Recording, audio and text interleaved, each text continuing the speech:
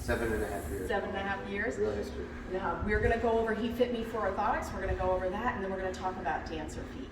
So Dr. Brummer is fitting me for orthotics because I have a little bit of a problem with a bunion and my arches and everything, so we're gonna kind of give you a demonstration of what happens. Normally patients will come right in and we do a consultation. I'll do a full biomechanical evaluation. We'll check out, we'll see what's going on, where your problem areas are with your feet. And we do a 3D laser scan, which determines what kind of orthotic we're going to put into your shoes.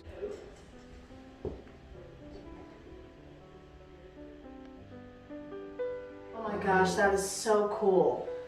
That is like just... And then this gives us a whole entire...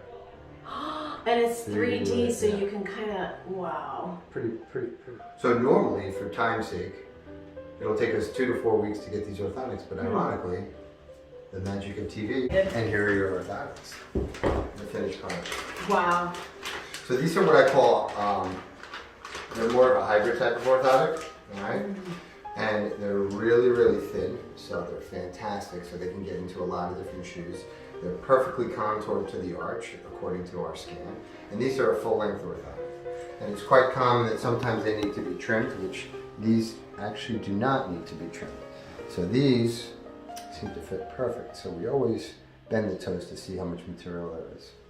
And Mary has her shoes right here. She has her old orthotics in them, which we're going to remove. And those are store-bought orthotics, right? Yes, actually you fit those in my dance teaching shoes one year when I was having trouble. I've never worn anything. These are a great starter pair. But custom orthotics are, of course, going to be a huge difference. You can try these on. Let's see how they work for you. I'm so excited.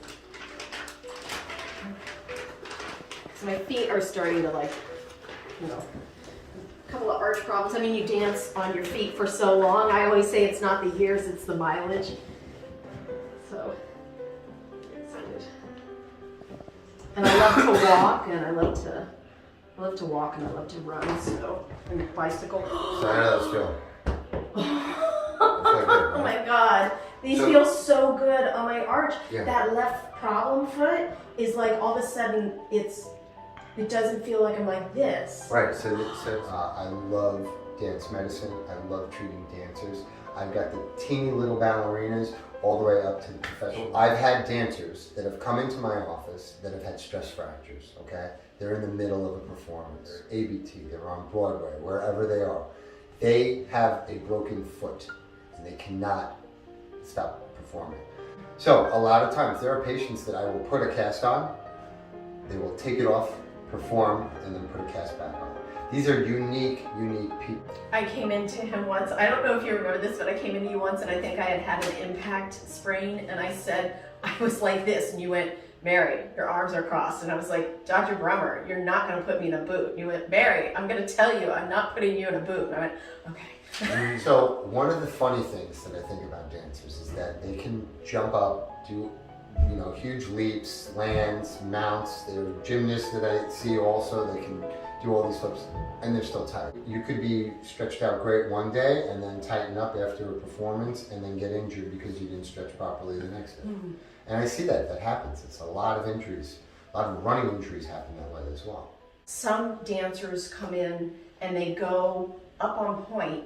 You're not sure how they do it. Like they look like they're not going to have enough flexibility or enough strength or something, and you said, but they figure it out and they get up there and it's very unique to that person. Every patient and every dancer that I see, they figure it out. Their bodies figure it out, right? There are patients that have stronger lateral muscles than posterior muscles, and they'll use those muscles differently in order to get on point. And that is actually one aspect of being on point, but the other aspect is having the right shoe. What do you think is one of the most common things, besides you said like the plantar fasciitis, just specifically for dancers? All right, so point shoes, I think that there's a lot of friction. They shouldn't get too much friction, but they get friction. Yeah. They get blisters. Blisters are really common. Toe trauma, subungual hematomas. You know those blackened toenails that we see a lot? Toenails that fall off, ill-fitting point shoes.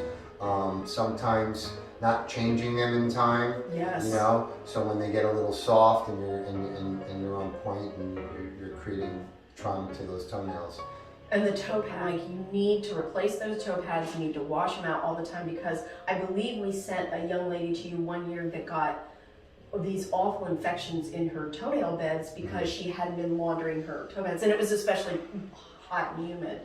What is the best home remedy for a blister? Most blisters you'll lice, right? So relax. Yeah.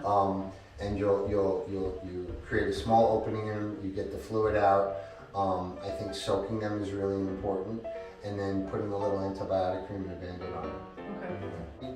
I love patients. I love treating dancers and athletes. I also have a little aesthetics practice, so we do some lasering and stuff. I teamed up with the Medi Spa, Belux Aesthetics, and they're fantastic. So we do a lot of nice stuff all over the body. Thank you so much. That was really amazing, and I'm sure everybody's going to get a lot of information out of it. And they can call my office. Yeah, make an appointment. 212-877-1969, and you treat your feet.